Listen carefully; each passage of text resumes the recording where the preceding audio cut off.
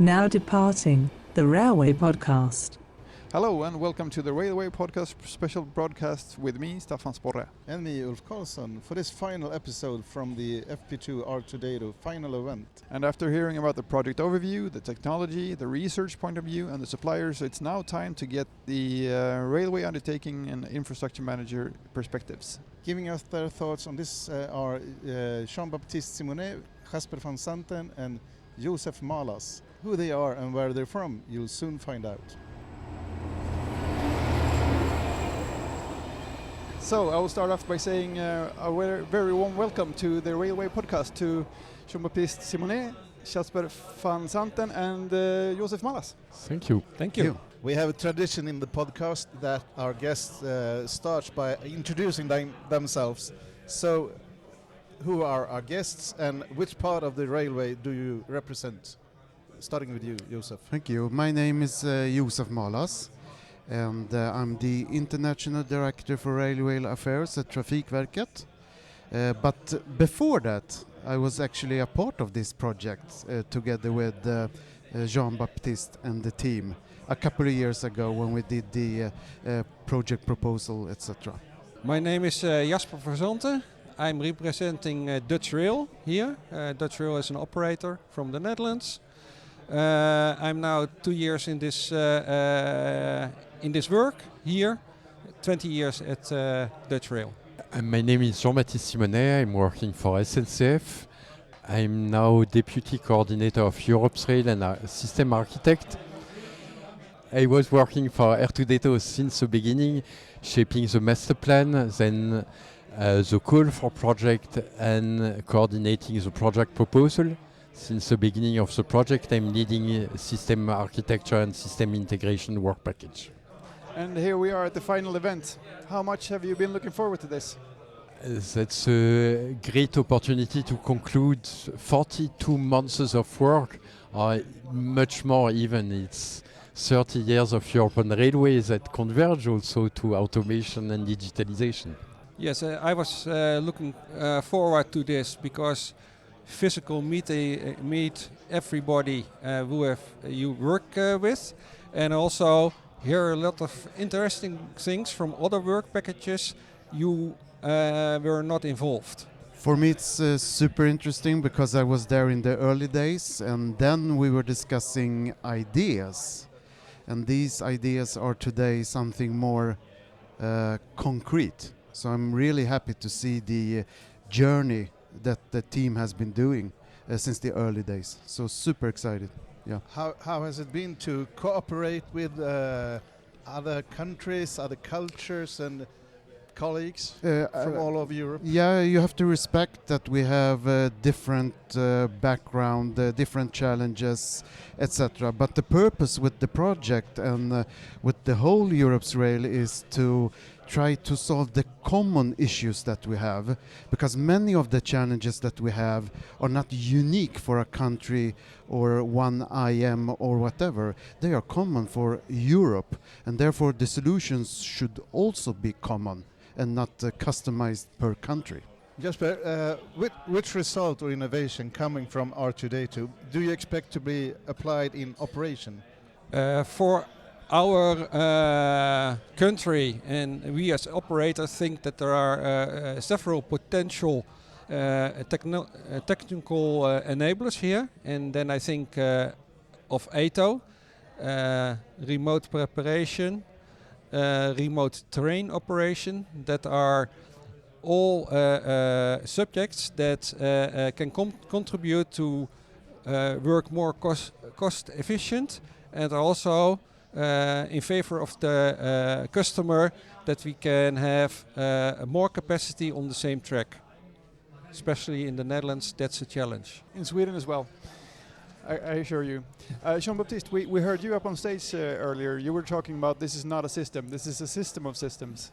Could you elaborate on that, please? With R2DATO, we are looking at the digitalization and automation of railway. It's all about technology, but it's about organization as well. It's about better service. So bringing all this technology together is first building system and a system out of those systems. It's not just a system, it's about various systems that can evolve over time. It's about an overall technological infusion for the railway. So it's a trajectory to look at a system of systems instead of just looking at problem we want to solve one by one. Talking about all these challenges, do you think that the project results will contribute to the operational challenges in rail in Europe? Yeah, absolutely. I think that we need to keep in mind that a lot of the work that the project has been doing is not maybe something that we will see in near time in our operations. It's more like something like 10, 15 years from now that we will really benefit from what we have developed and delivered from this project. So for me, it's more in the long side and long term rather than in near time. Of course, we have some deliverables related to data modeling, etc., which will be implemented as we speak, maybe. But the huge parts and the big important parts are to be delivered in longer term. If you ask me, 10, maybe 15 years from now, that's when we see the huge impact, if you ask me. I agree, yeah. Nowadays we have a lot of differences in processes, even locally. And if we harmonize that, that's from an operational point of view very effective. But also if you look for components or systems, the industry will benefit from that because they don't have to develop tailor-made systems, but one system for all, hopefully, or small adaptations. That's really a benefit. You had some examples earlier, but what result from the R2DATO do you expect first to be applied in your national railway, and by when? Is it possible to answer that? That's quite hard to be exact because here we are prototyping and demonstrating, and then you have the part of making it a commercial project, so that takes some time. And then quite interesting, you have to convince your own organization of all the benefits and the rollout. And the rollout is something in our company that is challenging because we are operating the whole day and you need to change it while still operating. So I think we are looking for to subjects that have a huge benefit in efficiency, and that will be the first one. Which one? I don't know yet. And so far, we saw some KPIs and business cases. Yeah. How did you find them? From your point of very view? interesting. Yeah. And my colleague did one of them. That was, I think, the 70%. Of course, there is a long list of limitations on that, but the 70% is mind-blowing. And I know the process. 70% of? Today, saving money. Yeah. Yeah. Very good. And that's the whole preparation of the train before it starts as a passenger train. And I think that is one of the interesting topics we will explore the upcoming years within our company. Jean Baptiste, are there more obstacles to climb over? And if so, are they primarily legal or technical or something else? We have many obstacles. The first of them is probably diversity. Because diversity is a multi-layered obstacle. It starts with not being able to understand each other, and it finishes with the complexity of adding solution to match all cases. So diversity is an obstacle, but it's an asset also for us, because with the wide diversity we have in Europe, if we are able to bypass this diversity, to acknowledge and move forward, we are able to bring very robust and sustainable solution. So we have obstacle. but many of those obstacles are part of our future as well. Josef, would you like to add something? I can only agree what Jean Baptiste says, but for me the challenges that we have are not from a technology perspective, if you ask me. We discussed earlier, me and Jean Baptiste, that the main challenges that we have are related to it takes so long time to implement solutions that we develop in these projects. It's very bureaucratical, and it takes a very long time, and therefore it also costs a lot of money. And that is a huge problem for us. We need to speed up the implementation. However, as Jean Baptiste told me, you need to keep in mind that our business is super regulated and not so flexible, unfortunately. So for me, not technology, more implementation and bureaucracy. And today, the final event, it marks maybe the end of wave 1, and there's a wave 2 coming, and a lot of new questions that have emerged, cybersecurity, AI. So how would you describe the future for ATO? I think it's rather good if we focus on not one technical solution. One technical solution cannot revolutionize the whole industry. We need to combine all the different things that we are developing in these projects, but also together with the other flagship areas to make sure that we do integrated technical demonstrators, that we have solutions that are related not only to signaling and automation, but also to TMS and to asset management, freight, etc., etc. So when we can combine the results from all flagship areas, then we have a game changer. What I want to add is our future is about learning together. In wave 1, we were able to start learning or to learn how to learn. All our problem with digitalization, AI, cyber is how we are able to react more and more quickly. So how we are able to adapt is also relying on our ability to open up ourselves, open up to other interests, other problem, emerging threat, emerging opportunity.